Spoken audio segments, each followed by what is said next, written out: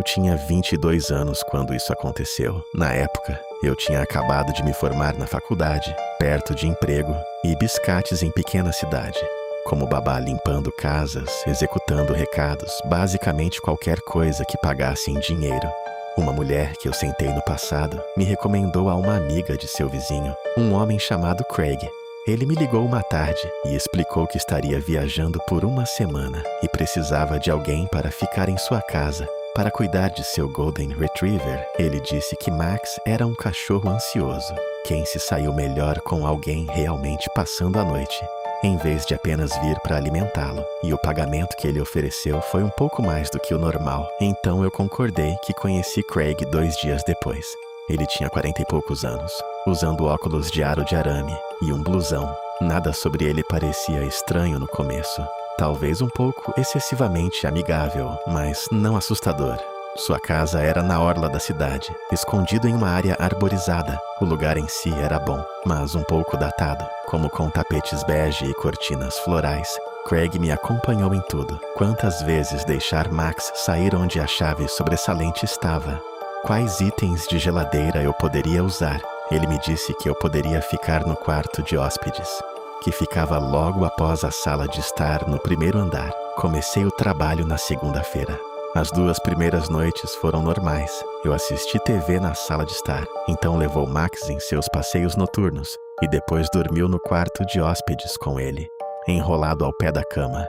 Foi a 3ª noite quando as coisas deram errado. Eu estava sentado na cama, percorrendo meu telefone quando notei algo estranho. Na cômoda em frente à cama, ao lado de uma pequena lâmpada, havia um despertador digital.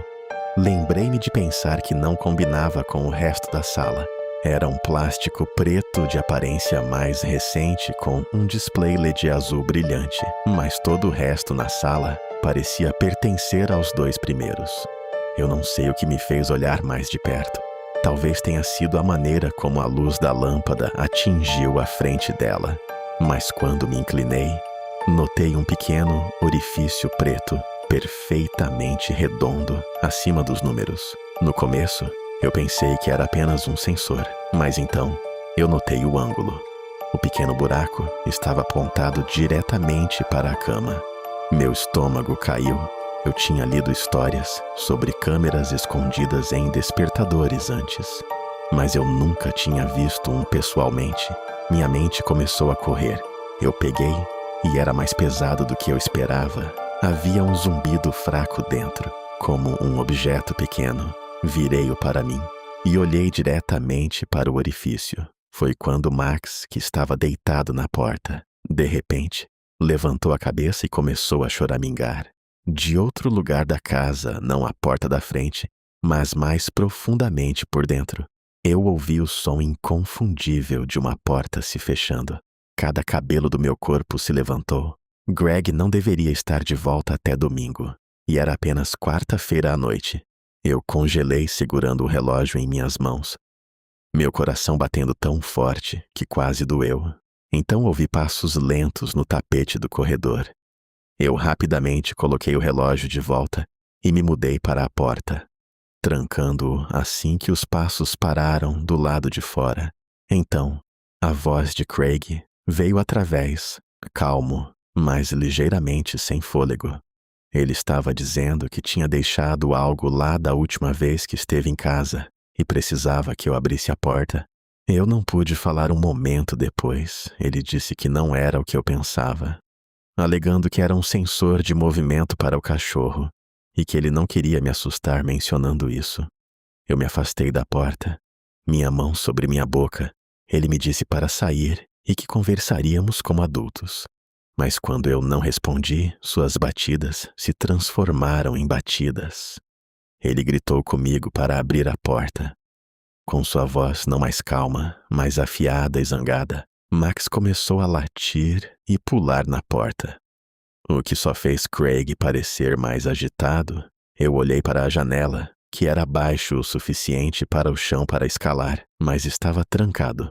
Então, me atrapalhei com a escotilha, minha mão tremendo tanto que demorei 3 tentativas para abri-lo atrás de mim.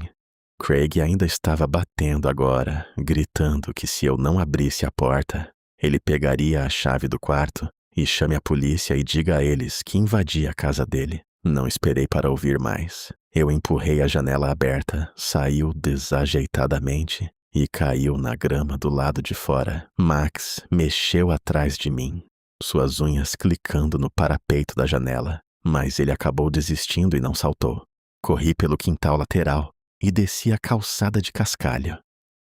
Até chegar à estrada, meu telefone estava no meu bolso e liguei para minha mãe, que morava a 15 minutos de distância. Eu disse a ela para vir me buscar agora. No momento em que ela parou, eu estava me escondendo atrás de um aglomerado de caixas de correio. A casa de Craig não estava à vista daquele local, mas eu continuei olhando por cima do ombro. Fiquei na casa da minha mãe o resto da noite. Na manhã seguinte, bloqueei o número de Craig. Liguei para o advogado. O advogado disse que, sem prova física, como uma gravação da câmera ou do próprio dispositivo, apresentar queixa seria difícil. Mesmo que o relógio fosse uma câmera escondida, Craig poderia alegar que era um sensor de movimento inofensivo e sem evidências. Seria minha palavra contra a dele.